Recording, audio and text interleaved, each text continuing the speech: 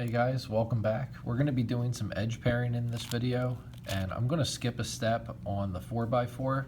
It's building the first two centers, but I think it is noteworthy to mention that you don't necessarily need to be 100% color neutral to be effective with Yau, because you're technically picking your cross when you go into the 3x3 phase. Because when we start building our edges, we're going to build them and orient them properly around whatever color you're most comfortable with.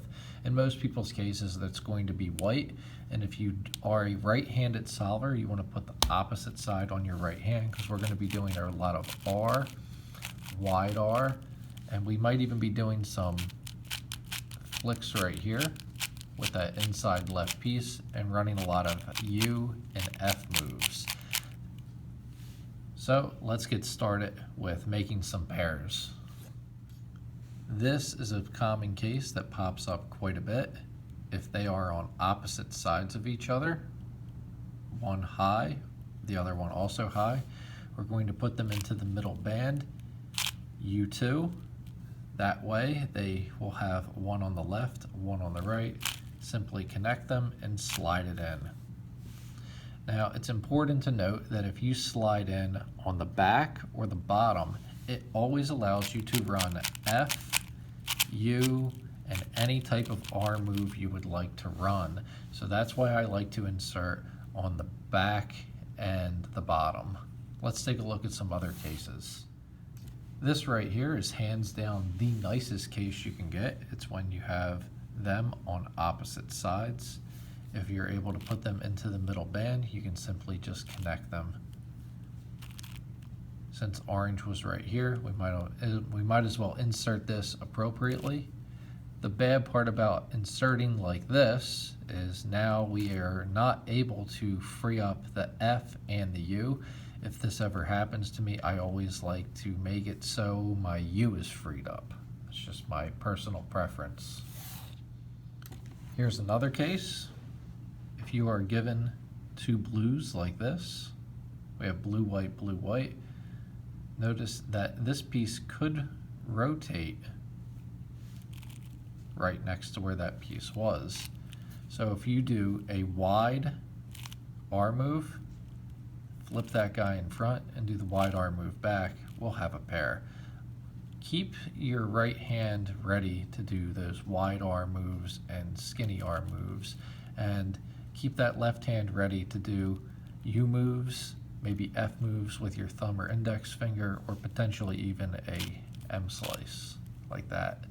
Since the red is right here, might as well put that in the right way. And we'll take a look at some other cases. Here is another really good case. Notice I have a red, and if I were to rotate that red into there, I would have a pair. So you can do a really wide R move, flick it in, and bring it back down with an M move. Then we can just simply put it in place.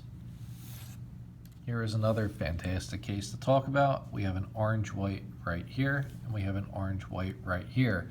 If we're going to connect these, they both need to go into the middle band. But do we want to put them in the middle band such that we're moving this one here, or do we want to put it back here? The correct answer is we want to put it back here so we can just slice them together and insert. Now, I'm sure there's lots of other cases I've missed, like this one. It would be impossible for me to make a short video to go over all of the cases. So what I'm going to give you is some suggestions. Try to stay away from doing too many moves. I know that sounds a little silly and redundant, but you don't always need to get them. For example, let's say I was trying to get this blue-white and this blue-white together.